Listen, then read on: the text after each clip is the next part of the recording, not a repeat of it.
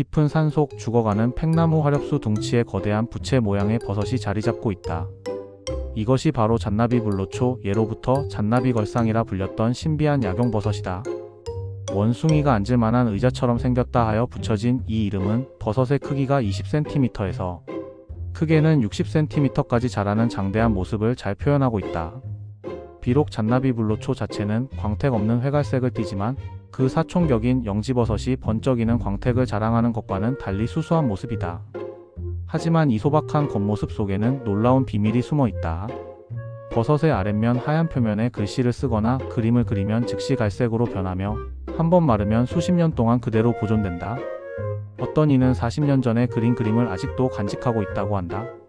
이러한 특성 때문에 서양에서는 아티스트 칸크, 즉 예술가의 버섯이라는 아름다운 이름으로 불린다. 잔나비 불로초는 전 세계에 널리 분포하며 우리나라에서는 주로 강원도와 전라도 지역의 화렵수림에서 발견된다. 봄부터 가을까지 활동하지만 특히 25도에서 30도 사이의 따뜻한 여름철에 가장 왕성하게 성장한다. 이 버섯은 부생균으로 살아있는 나무를 해치지 않는다. 오직 죽은 나무나 상처난 부분에서만 자라며 2년 이상 살면서 자연의 분해자 역할을 묵묵히 수행한다. 기생균이 아닌 청소부, 그것이 바로 잔나비 불로초의 진정한 정체성이다. 현대과학은 이 겸손한 버섯의 놀라운 효능을 속속 밝혀내고 있다. 전남 산림자원연구소의 연구팀이 실시한 실험은 충격적인 결과를 보여주었다.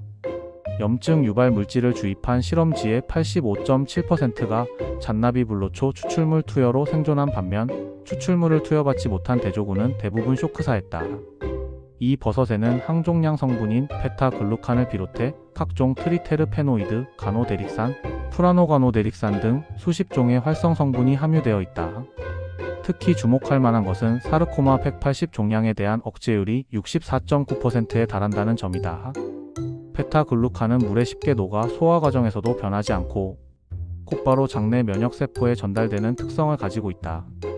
동양의학은 이미 수백 년 전부터 이 버섯의 가치를 알고 있었다.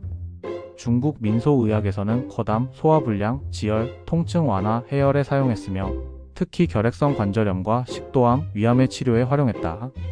티베트 고산지대에서는 고산병으로 인한 산소결핍증 치료에 이꼬씨와 국화를 함께 사용했다고 전해진다. 인도에서는 잔나비 불로초로 연고를 만들어 잇몸 질환 치료에 사용했고 과도한 타액 분비를 막는 수렴제로도 활용했다. 일본에서는 1969년 이케카와 연구팀이 항종량 작용을 과학적으로 입증한 이래 지속적인 연구가 이어지고 있다. 현대의학이 확인한 잔나비 불로초의 적응증은 실로 광범위하다. 신경쇠약과 불면증, 폐결핵과 호흡기 질환, 심장병과 순환기 질환, 신장병과 비뇨기 질환, 중풍과 뇌졸중, B형 간염과간 질환 등의 효과를 보인다. 특히 당뇨병 연구에서는 놀라운 성과를 거두었다. 2007년 양병근 연구팀은 3주간의 실험에서 당뇨를 가진 쥐의 혈당과 콜레스테롤 수치가 20% 감소하는 것을 확인했다. 또한 잔나비 불로초의 메탄올 추출물이 안구 수정체의 알도오스 환원효소를 억제하여 당뇨 합병증인 백내장 예방에도 효과가 있음이 밝혀졌다. 당뇨병 환자의 눈에 축적되는 소르비톨을 막아주어 시력 보호에도 도움을 준다는 것이다. 면역 조절 작용도 주목할 만하다. 유명한 본초학자 라이언 드럼은 만성 임파구성, 갑상선염 치료에 잔나비 불로초 달인 물을 활용하여 성과를 거두었다고 보고했다. 마틴 오시스는 통풍 완화를 위해 이 버섯 달인 물에 발을 담그는 민간요법의 효과를 발견했다. 잔나비 불로초의 복용법은 의외로 간단하다. 건조된 버섯 3에서 4g을 물에 달여 하루 2에서 3회 10일 정도 복용하는 것이 기본이다. 달인 물은 충분히 식혀 유리병에 담아 냉장 보관하며 하루 5회 정도 나누어 마신다. 6번에서 8번째로 우려낸 연한 물은 일상적으로 보리차처럼 마실 수 있다.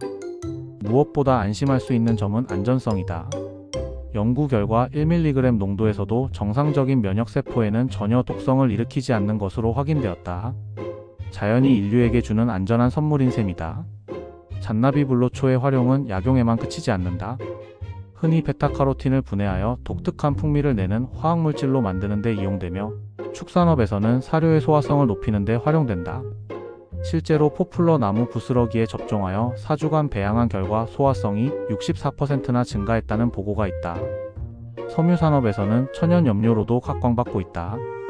매염제 없이도 베이지색을 낼 수 있고 암모니아를 사용하면 젓갈색, 명반으로는 황갈색, 크롬으로는 담갈색, 주석으로는 갈색, 구리로는 황갈색, 철로는 회갈색을 낼 수 있다.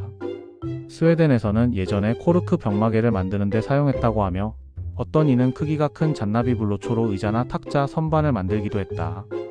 깊은 숲속 죽은 나무 위에서 조용히 자라는 잔나비 불로초. 이 겸손한 버섯은 수백 년간 인류의 건강을 지켜온 자연의 보물이다.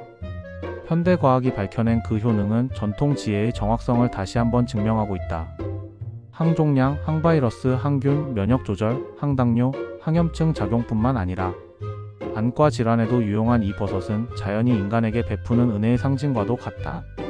화려하지 않지만 묵묵히 제 역할을 다하는 잔나비 불로초처럼 자연과 인간이 조화롭게 공존하는 길을 찾아가야 할 시점이다. 그 답은 어쩌면 이 작은 버섯이 우리에게 보여주는 겸손과 공생의 지혜 속에 있을지도 모른다.